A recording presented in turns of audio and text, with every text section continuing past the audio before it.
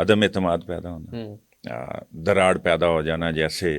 فیض حمید کے ٹرانسفر کے وقت بات کی آپ نے، اور وہ پیدا ہو گئی اور پھر اس کے نتائج سامنے آئے، اچھے ہیں یا برے ہیں، جمہوری ہیں غیر جمہوری ہیں، یہ ایک الگ ڈیبیٹ ہے، لیکن پیدا ہو گئے۔ پھر اس حکومت کو آپ کوئی مہمان سمجھ رہے ہیں؟ اگرچہ آنے والے کچھ دنوں میں تو صورتحال واضح ہوگی، کچھ اس کے پیرامیٹرز ہیں، کچھ لوگ ہیں جنہیں سیاست کا مرغ باد نما سمجھنا چاہیے، کہ جو بانگ دینا شروع کر دینا تو سمجھ لیں کہ اب چراغ سحری جو ہے وہ بجھا چاہتا ہے۔ تو آنے والے دنوں میں اگر آپ دیکھیں کہ ایم کیو ایم کو اچانک کراچی کے عوام کے حقوق یاد آ گئے ہیں، حکومت بری لگنے لگ گئی ہے، استحکام پاکستان پارٹی کے لوگ جو ہیں وہ کیڑے نکالنے لگے، جو باپ پارٹی ہے وہ اگر فاصلے اختیار کرنے لگے، تو آپ سمجھ جائیں کہ کوئی چل چلاؤ کا وقت ہے۔ یعنی حکومت کے دن گنے جا چکے ہیں فی الحال، کہہ سکتے ہیں بظاہر یہی لگتا ہے اس وقت، اس ایک چھوٹی سی غلطی ہے۔ اچھا، اس میں ایک کہیں ایسا تو نہیں کہ یہ میوچول انڈرسٹینڈنگ کے ساتھ چل رہا ہو، کہیں ایسا امکان ہے کہ اور ہوا ہو، جو بھی تاخیر ہوئی ہے ان کی طرف سے بھی کچھ چیزیں تیار ہونی تھیں، اتنا بڑا سیٹ اپ ہے، بحری فوج ہے، بری ہے، نیوی ہے، پھر ان کا ساروں کا ظاہر ایک سی ڈی ایف بننا ہے، تو اس کے کچھ ٹی او آرز، قوانین، ایس او پیز، اختیارات،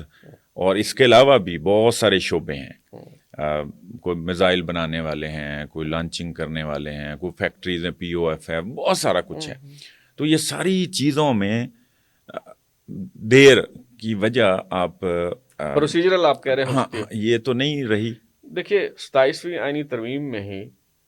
وفاقی آئینی عدالت بنانے کا فیصلہ ہوا، جی، آنن فانن بن گئی، حال تک کہ اس کی بلڈنگ نہیں ہے تو بھی وہ لے لی، وہ اسلام آباد ہائی کورٹ کی عمارت میں بیٹھ کے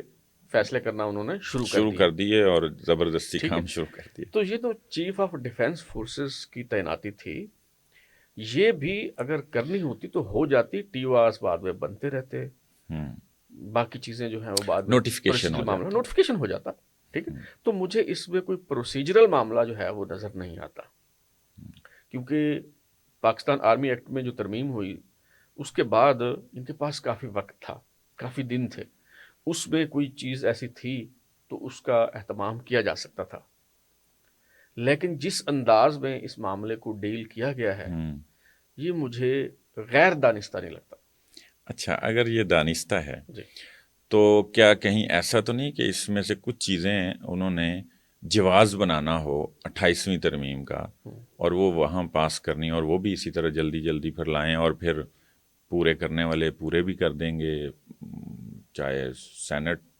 کا ہو معاملہ، قومی اسمبلی کا ہو، جو کہ وہاں تو نہیں اب مسئلہ رہا، لیکن ہے تو صحیح نا۔ اچھا، 28ویں ترمیم کا جو معاملہ ہے نا وہ بڑا کمپلیکیٹڈ ہے۔ ایک تو خیر ہماری اسٹیبلشمنٹ کی حکمت عملی بڑی کامیاب رہی، جب 26ویں آئینی ترمیم لانی تھی جی تو انہوں نے وہ چیزیں جس پہ مولانا فضل الرحمان کو تحفظات تھے وہ نکال دی، اور تاکہ ان کا تعاون چاہیے تھا اس کے بغیر ہو نہیں سکتی تھی، تو 26ویں آئینی ترمیم انہوں نے کر لی۔ مثلا وہ انہوں نے وفاقی آئینی عدالت کے بجائے آئینی بینچ بنا دیا جی، لیکن اس کے بعد انہوں نے دوبارہ سے اپنی حکمت عملی تیار کی، اور 27ویں آئینی ترمیم میں وہ چیزیں جو رہ گئی تھیں وہ لے کے، اب 27ویں آئینی ترمیم میں بہت ساری ایسی چیزیں تھیں جس پہ پیپلز پارٹی کو تحفظات تھے، جی، وہ ابھی نکال دی گئی ہیں، اور اب وہ 28ویں آئینی ترمیم کی صورت میں لائی جائیں گی، جس میں سے ایک این ایف سی ایوارڈ ہے، بالکل، اور کچھ جیسے مثال کے طور پہ ایجوکیشن کا شعبہ ہے، اس کو دوبارہ وفاق کے زیر انتظام لانے کا پلان ہے، اور بھی جو ہے وہ کچھ چیزیں ایک آدھ اور شعبہ بھی۔ تو یہ اگر کرنا ہو تو اس کے لیے تو سب سے جو بڑا چیلنج ہے وہ پیپلز پارٹی کو راضی کرنا ہے، کیونکہ 2/3 اکثریت، سادہ اکثریت تو پیپلز پارٹی کے بغیر ہو سکتی ہے، 2/3 اکثریت پیپلز پارٹی کے بغیر نہیں ہو سکتی،